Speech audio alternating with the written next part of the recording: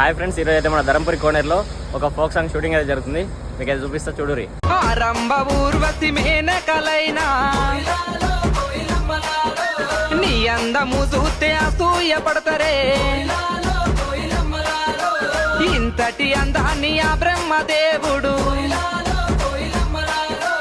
ఎంతెంత కష్టపడి రూపుదిద్దినాడో. దివిలోన నీ ఉంటే దేవుళ్ళు కూడా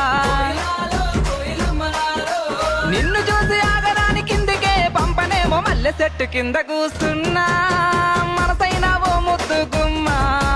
లంగవోని వేసుకొని దొంగ చూపు చూసుకుంటా నా మనసు